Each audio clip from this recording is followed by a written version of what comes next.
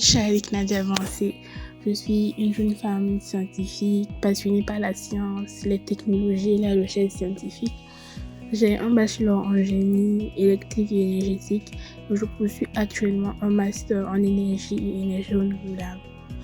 En tant que jeune femme scientifique, mon expérience est souvent teintée par les stéréotypes de genre qui persistent dans nos communautés. Ces stéréotypes suggèrent parfois que les femmes et les jeunes filles sont moins douées pour les sciences et qu'elles sont plus adaptées à des rôles non techniques. Donc ça fait que parfois il y a des attentes différentes de celles de mes collègues d'université, ce qui peut souvent limiter les opportunités et au début affecter ma confiance en moi. Malgré ces défis, je m'efforce de surmonter les stéréotypes et de prouver que les femmes et les jeunes filles ont tout autant leur place et leur légitimité dans les domaines scientifiques et technologiques. Et ma passion pour la science et ma détermination à réussir me motivent à persévérer malgré les obstacles. Il y a de très nombreuses barrières qui freinent les femmes dans leurs ambitions scientifiques, notamment certaines normes ou attentes sociales concernant le mariage et la maternité, qui poussent beaucoup de jeunes femmes à revoir leurs ambitions et leurs passions pour se conformer au rôle de genre attribué par la société. Il y a également les inégalités en matière d'éducation entre les sexes, qui limitent énormément les opportunités pour les femmes d'entrer dans ces domaines. Il y a la sous-représentation des femmes dans les domaines scientifiques et technologiques, qui font que les jeunes filles ont peu de modèles féminins auxquels s'identifier, ce qui peut réduire leur confiance en elles et leurs ambitions de poursuivre et surtout de réussir des carrières dans ces domaines-là. Il y a le manque de ressources et d'infrastructures adéquates telles que les équipements de laboratoire, les financements des jeunes chercheurs. Comment veut-on que les jeunes filles s'engagent dans la recherche scientifique, dans la science, alors qu'on manque d'équipements pour qu'elles puissent réussir dans ces domaines-là? Il y a également certains comportements et violences comme le harcèlement sexuel qui conduisent ces jeunes filles à renoncer carrément à leurs ambitions.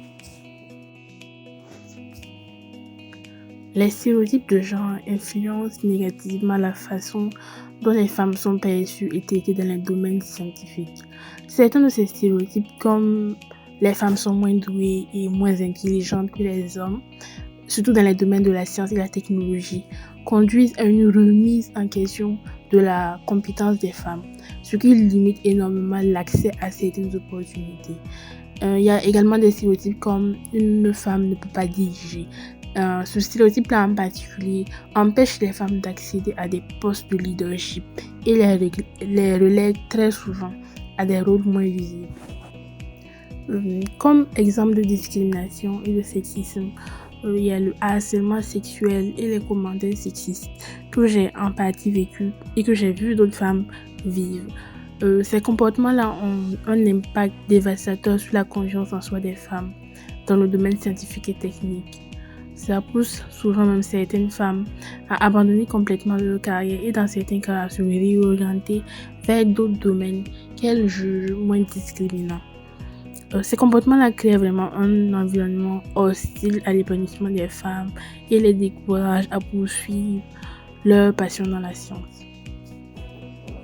Les initiatives que je recommande, tout d'abord à l'endroit des institutions académiques et des entreprises. Il s'agit de mettre en place des politiques et des protocoles clairs pour lutter contre le harcèlement sexuel et surtout favoriser l'égalité des sexes dans le recrutement, la promotion et la rémunération des femmes.